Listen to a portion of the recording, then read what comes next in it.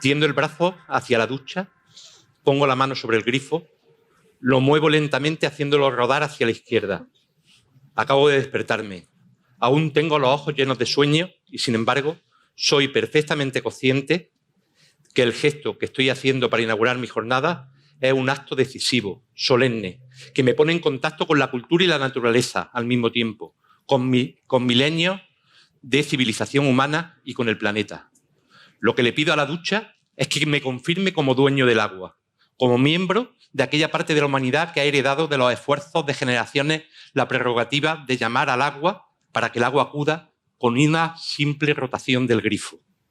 Como detonador, este agua de un privilegio de vivir en un siglo y en un lugar donde es posible gozar en cualquier momento de la más generosa profusión de aguas límpidas. Y sé que para que este milagro se repita cada día, debe hacerse realidad una serie de condiciones complejas, de modo que abrir un grifo no puede ser un gesto distraído y automático, sino que es un gesto que requiere concentración, participación interior. He aquí que a mi llamada el agua sube por las tuberías, presiona sifones, levanta y baja los flotadores que regulan el afluir de las pilas. Una nimia diferencia de presión la trae allá y allá acude. Difunde su reclamo a través de los enlaces, se esparce por la red de los corredores, vacía y llena de depósitos, se agolpa contra las presas de los embalses, mana de los filtros de las depuradoras, avanza a lo largo de toda una red de conducciones que la transporta hacia la ciudad y después de haberla recogido y acumulado en una fase de su ciclo sin fin, tal vez destilada por las bocas de los glaciares, torrentes, tal vez aspirada por los mantos subterráneos, expulsada de las venas de la roca, absorbida por las grietas del suelo, caída del cielo como un túpido telón de nieve, lluvia o granizo. Se trata del fragmento inicial de un texto de Italo Calvino titulado La llamada del agua. Quiero darle las gracias a la ciudad de Antofagasta porque me han enseñado un modelo de gestión de agua con algunas incógnitas, pero un modelo de gestión de agua que en la zona más árida del planeta, en la zona más seca del planeta, más seca que el Sáhara, es un modelo de éxito y es un modelo que permite que se produzca el milagro del que hablaba Italo Calvino. Y permitidme, es una cuestión de corazón. Cuando alguien te regala felicidad, tienes que darle las gracias. Y si alguien te regala felicidad en un momento determinado, aunque pasen los años, o cuando vienes a su tierra, tienes que darle las gracias. En 2013 estaba con mi hijo viendo un partido de fútbol y Alexis Sánchez se inventó una vaselina fabulosa y el Barça le metió un gol al Madrid y a mí me hizo feliz, mi hijo lloró de felicidad con ese milagro que había hecho el norteño paisano vuestro y por tanto también gracias a Antofagasta y a esta zona del norte de Chile por regalar felicidad allá donde va. Y por último quiero darle las gracias a BHP. Probablemente sea el gran olvidado en muchos de los agradecimientos, pero creo que es importante que seamos conscientes que la realidad está cambiando.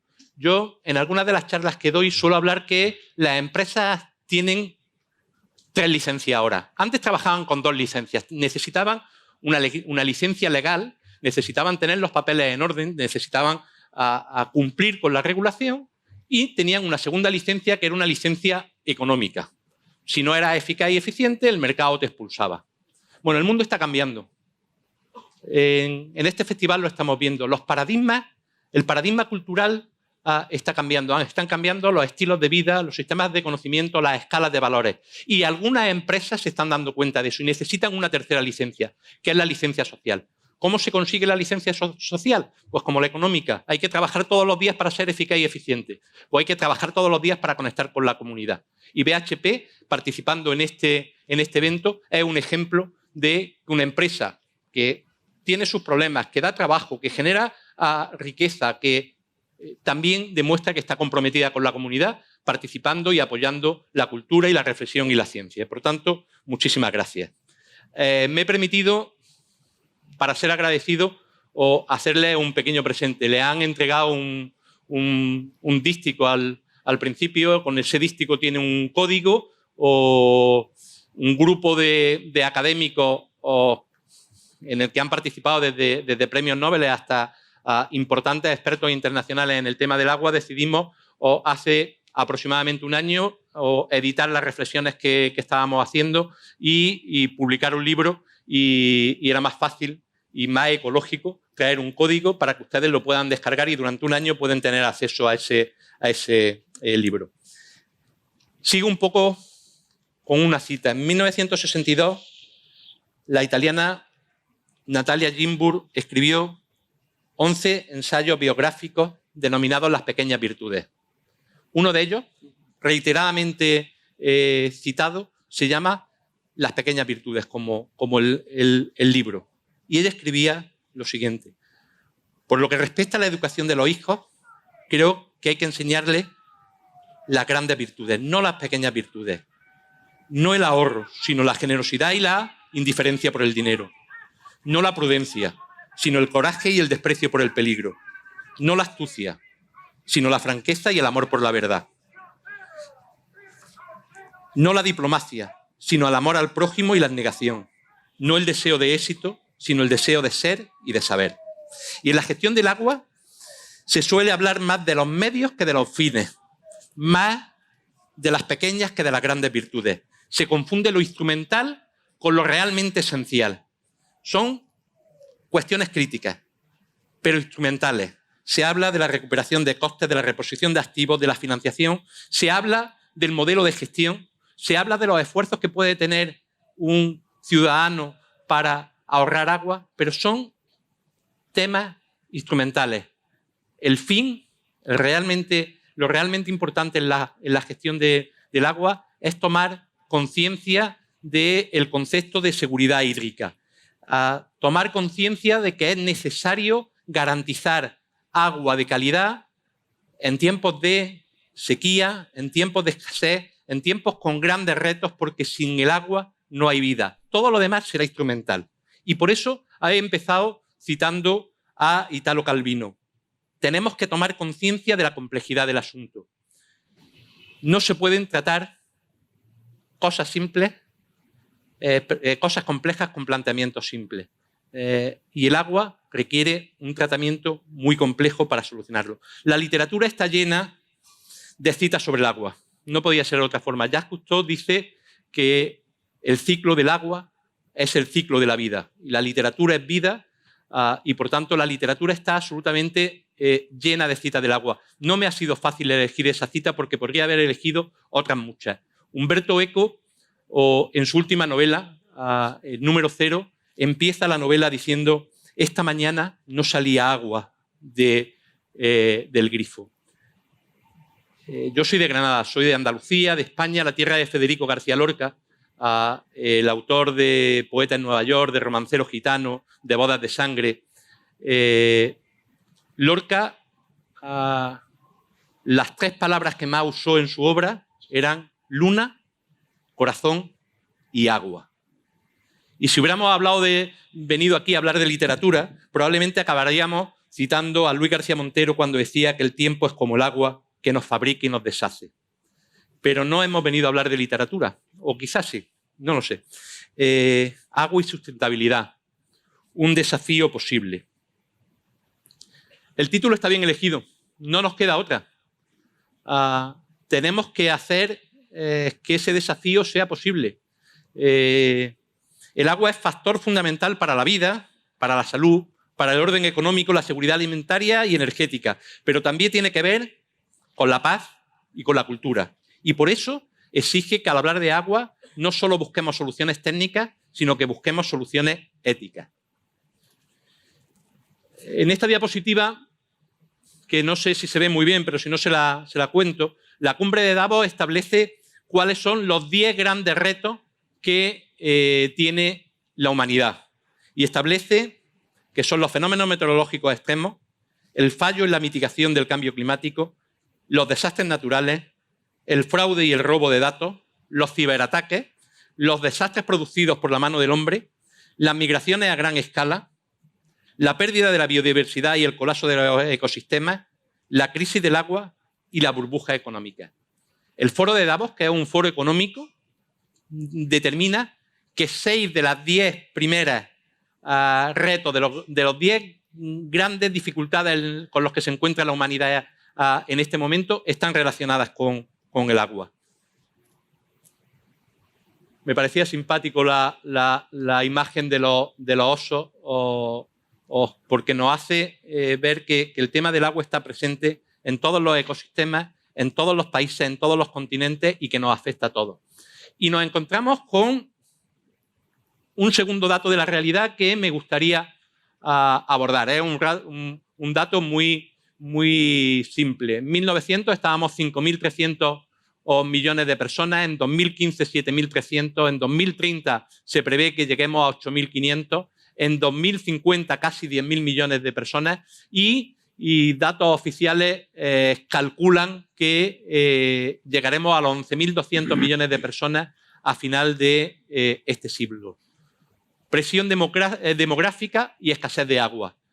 Los expertos dicen que en 2050 se duplicará la necesidad de agua en el planeta y se duplicará fundamentalmente por dos razones.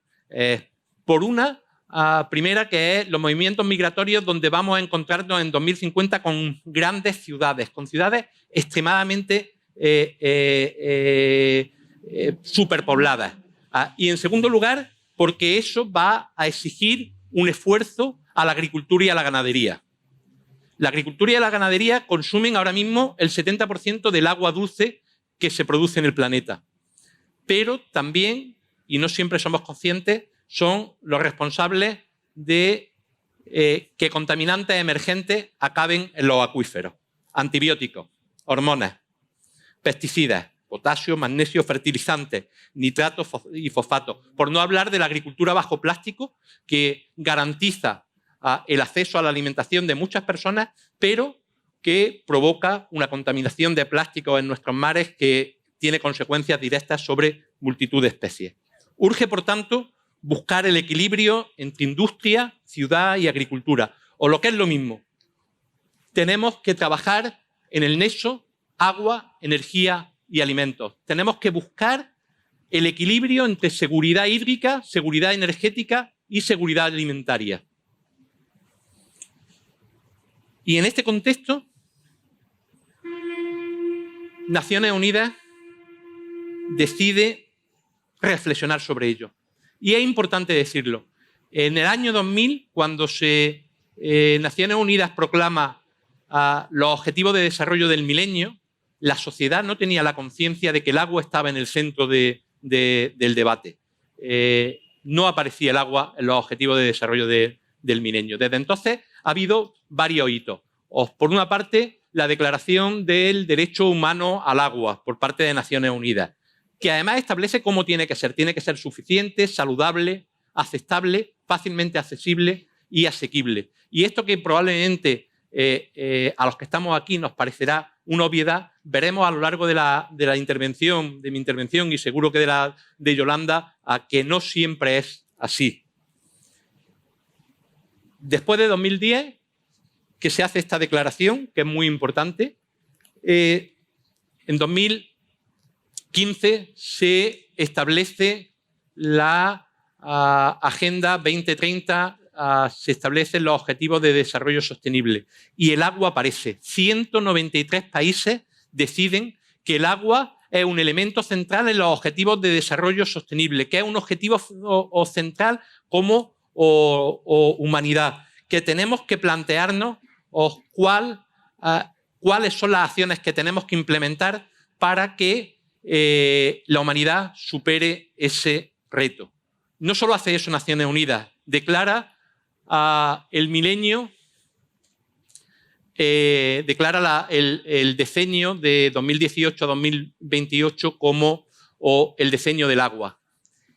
Y todo esto me hace pensar que estamos ante un gran reto, pero que debemos de pensar que estamos ante una gran oportunidad.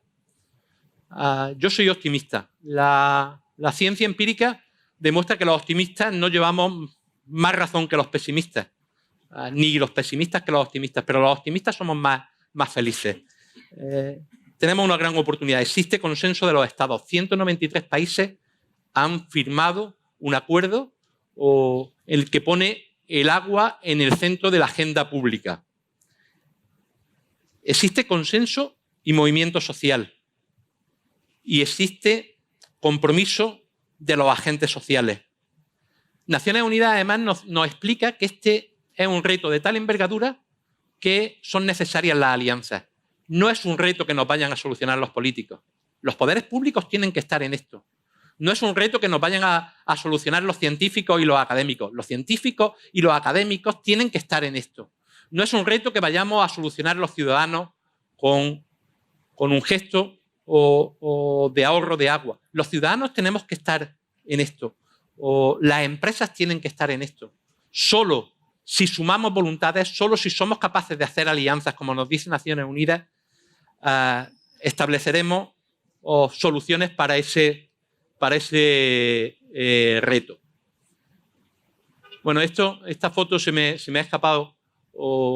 Hace unos meses estuve con Susana, con mi esposa, paseando por Praga.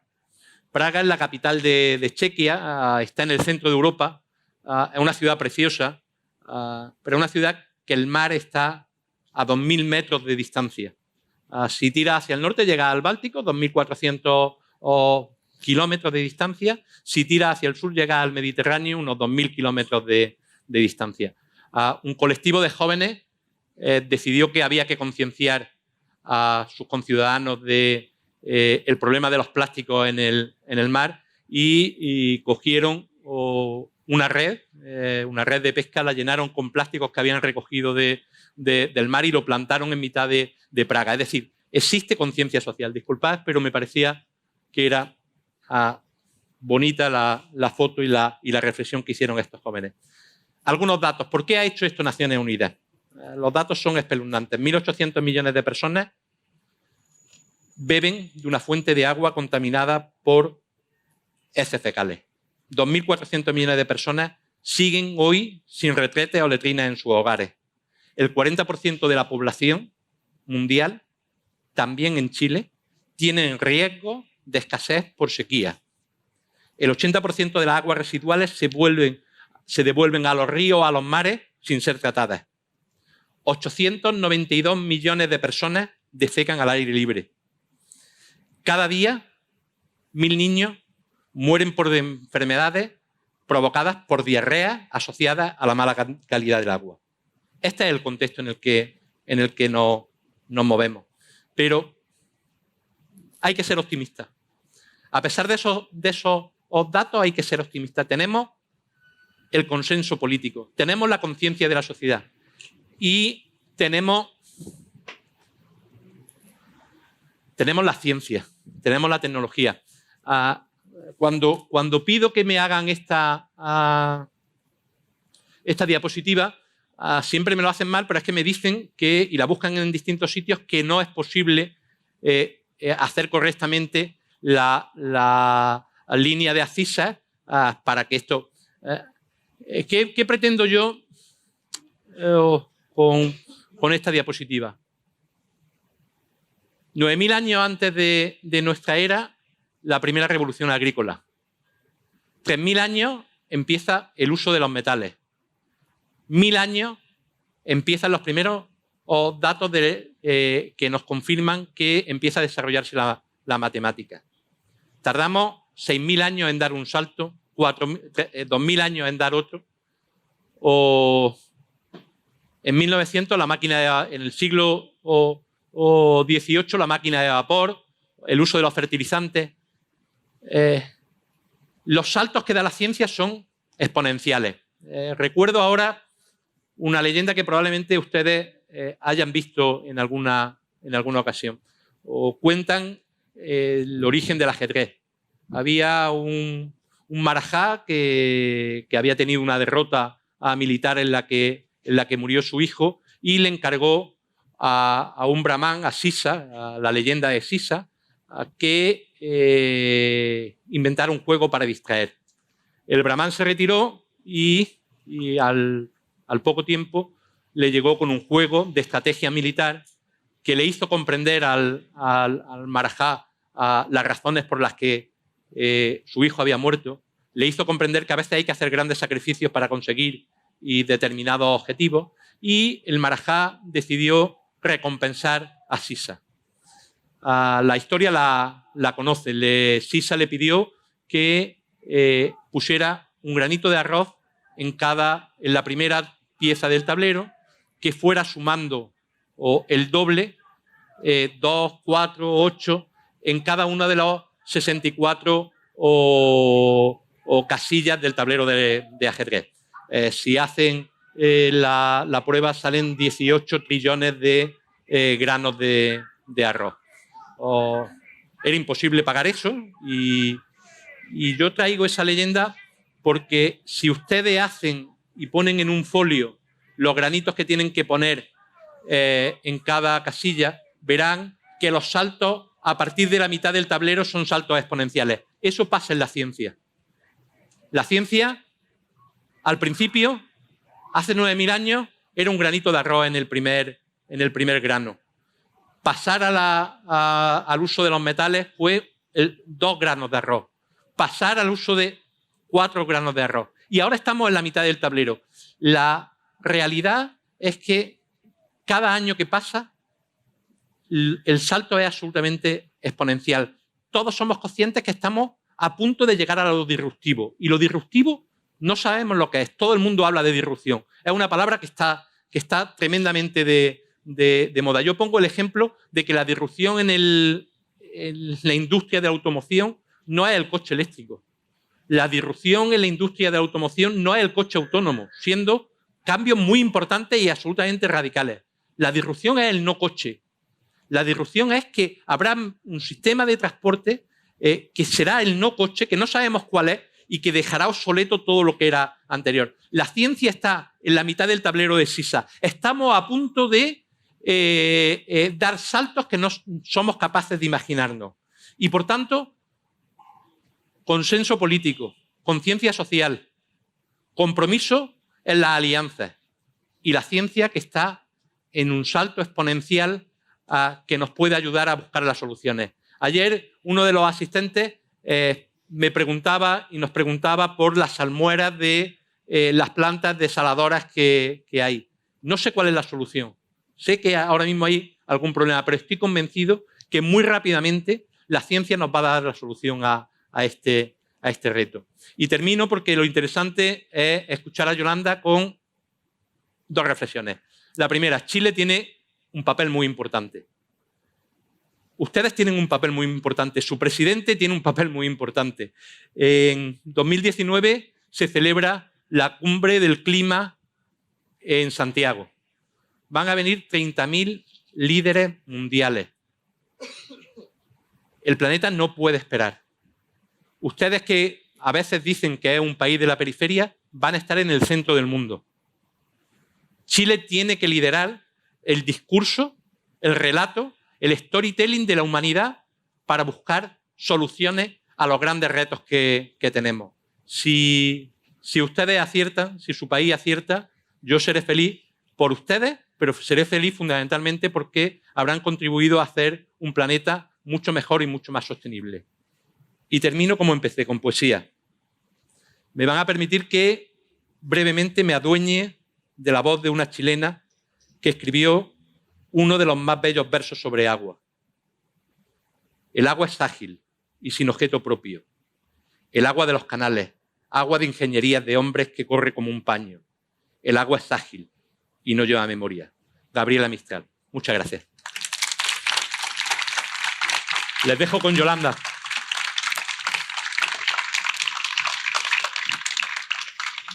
Gracias, Paco. No sé por qué estamos los dos en el mismo panel, porque pensamos igual. Me quitaste algunos de mis mensajes, así que mi participación va a ser más corta. Un saludo a todos ustedes.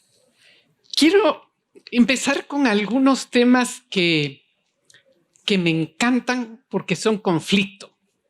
Raro que a uno le gusten los conflictos, ¿no es cierto? Pero igual que todos los latinoamericanos, nos encanta hacer conflictos y somos pésimos para manejarlos. Y nos vemos en América Latina rodeado de conflictos relacionados con el agua. Y voy a comentar 2 que son muy recientes.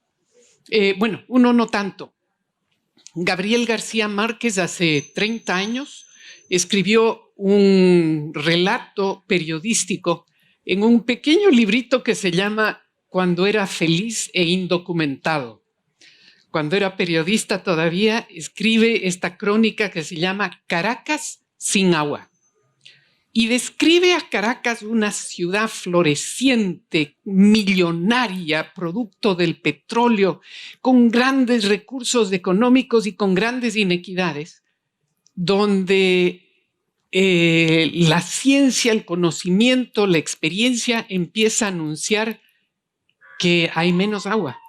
Y le pide a la ciudadanía de Caracas que tenga cuidado, que se está acabando el agua.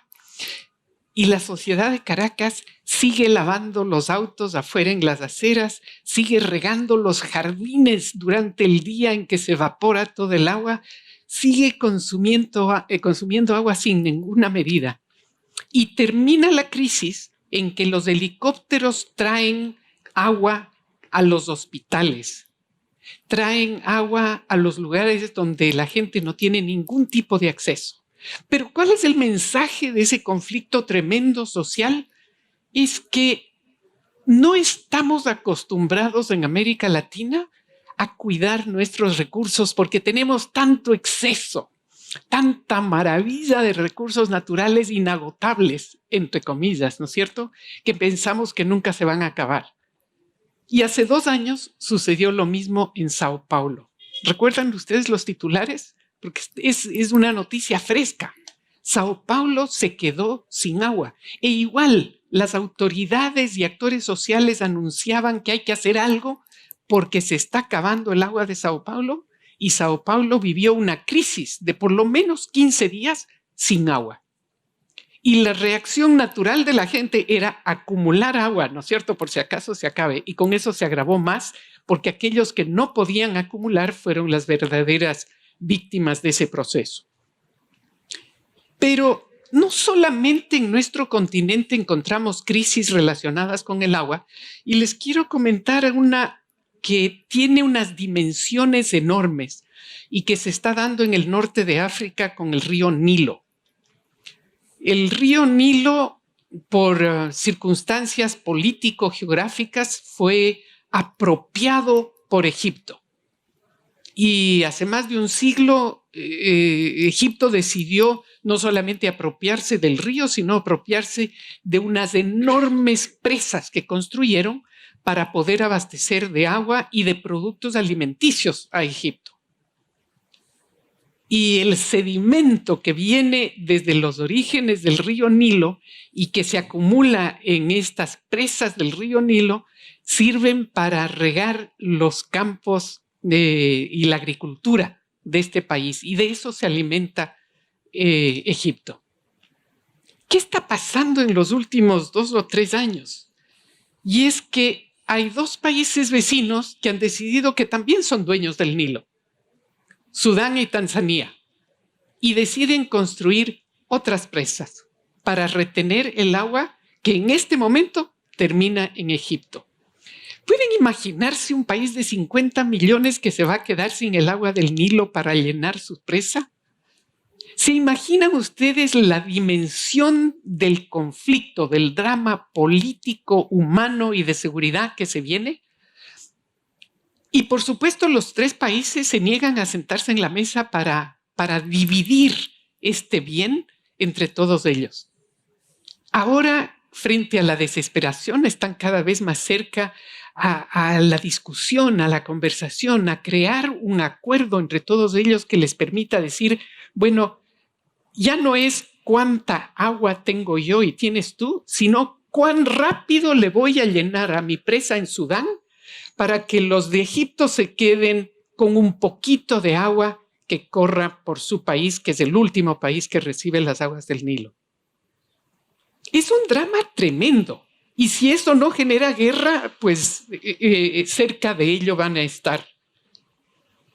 Les quiero contar también de otro episodio que tiene que ver con el agua y que ya es con la distribución del agua y no es en nuestro continente y que también hizo muchísimo ruido en una ciudad pequeña en Michigan, en los Estados Unidos, la ciudad de Flint. Se terminó la crisis hace poquito, pero es una mamá con 3 hijos en su casa y sus 3 hijos empiezan a enfermarse. Y las enfermedades son graves. Los síntomas de los 3 niños son bastante serios. Y empieza a investigar y con médicos y con autoridades de la agencia de agua de Flint descubren que toda la tubería de la ciudad fue construida con plomo, con tuberías de plomo, y que la población está envenenada con plomo. Estos 3 niños fueron la alerta, fueron la luz roja de envenenamiento y por supuesto el plomo se queda dentro del cuerpo, no se evacúa. Y estos 3 niños y muchísimos otros ciudadanos en la ciudad de Flint fueron afectados por este envenenamiento.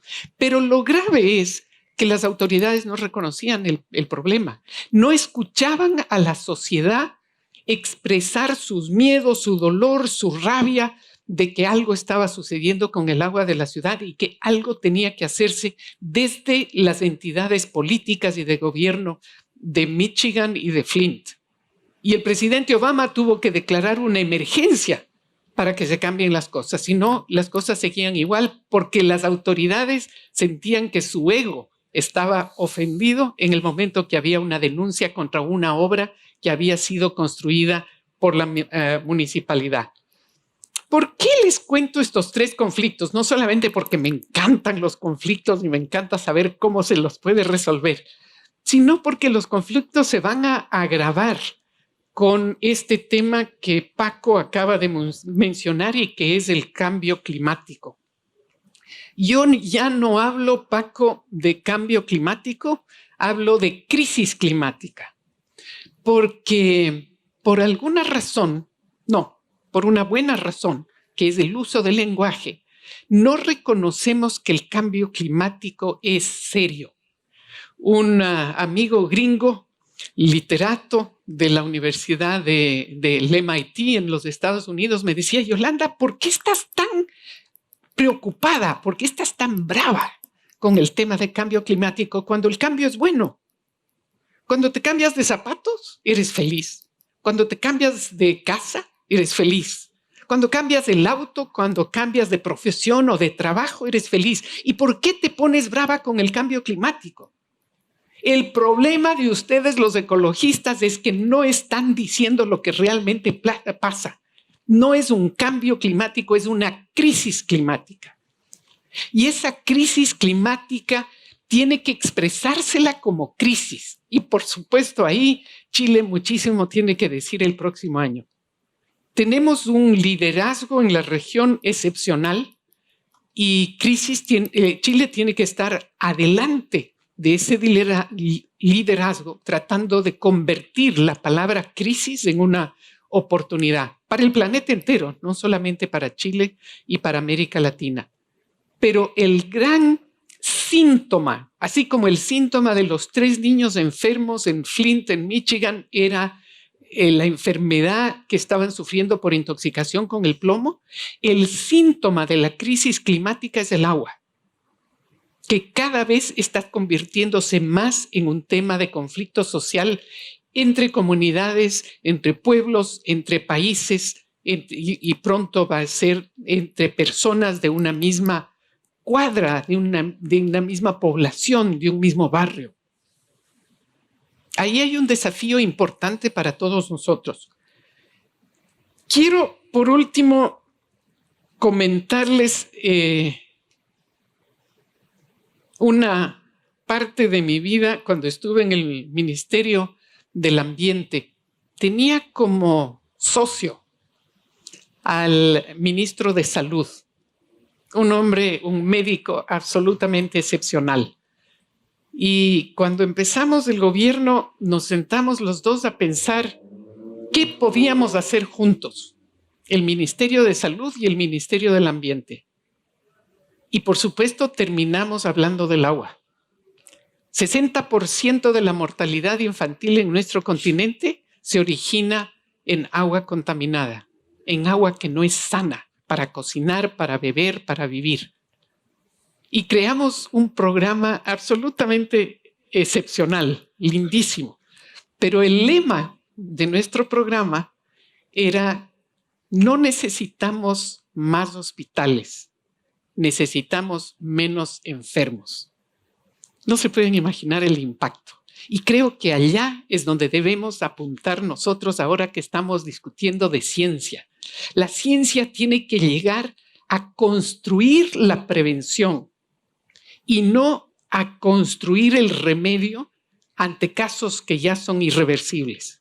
El caso de plomo en Flint era irreversible. El caso de Egipto, Tanzania y Sudán puede ser que sea arreglable entre las tres naciones, pero para nuestro continente, que tiene tantos recursos naturales, tenemos mucho más que prevenir que curar. Muchísimas gracias.